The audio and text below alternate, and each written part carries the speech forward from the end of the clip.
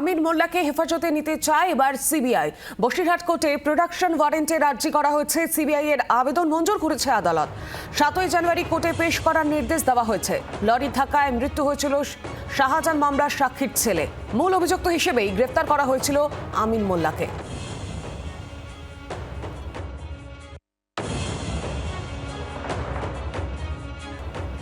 সাতই জানুয়ারি কোর্টে পেশ করার নির্দেশ দেওয়া হয়েছিল। এবার নিজেদের হেফাজতে নিতে চাইছে সিবিআই। লরির ধাক্কায় মৃত্যু হয়েছিল শাহজাহান মামলার সাক্ষীর ছেলের এবং মূল অভিযুক্ত হিসেবে গ্রেফতার করা হয়েছিল আমিন মোল্লাকে।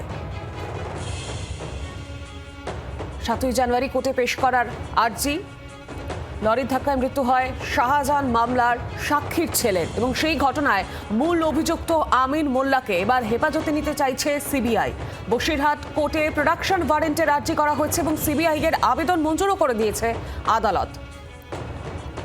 আর বিস্তারিত জানবো, টেলিফোন লাইনে রয়েছেন প্রতিনিধি পিয়ালি মিত্র। পিয়ালি, কি জানা যাচ্ছে? দেখো, গতকালকে সিবিআই তরফ থেকে ইডির উপর হামলার যে মামলা, সেই মামলাতে আমিন মোল্লাকে প্রোডাকশনের জন্য তারা প্রেয়ার দেয়। আদালত সেই আবেদন মঞ্জুর করেছে এবং 7 তারিখে আমিন মোল্লাকে কোর্টে প্রডিউস করার নির্দেশ দিয়েছে।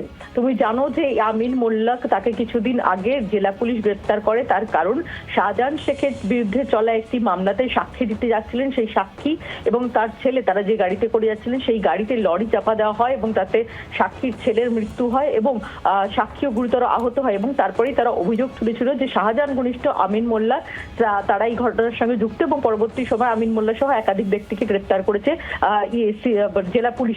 এবং সিবিআই সূত্রে যেটা খবর, ইডির উপর হামলার যে মামলা, সেই মামলাতেও কিন্তু অভিযুক্ত ছিল এই আমিন মোল্লা। তাদের মামলাতেই এই আমিন মোল্লাকে হেফাজতে নিয়ে জিজ্ঞাসাবাদ করতে চায়। বিশেষ করে শাহজাহান শেখ জেলে বসেই এই নির্দেশ দিয়েছিল কিনা, এই সমস্ত বিষয়গুলো কিন্তু উঠে আসবে বলে তারা মনে করছেন।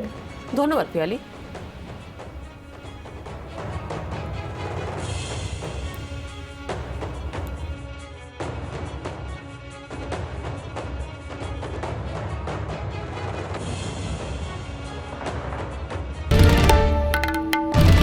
বাংলার আওয়াজ, বাঙালির আবেগ, জি 24 ঘন্টা।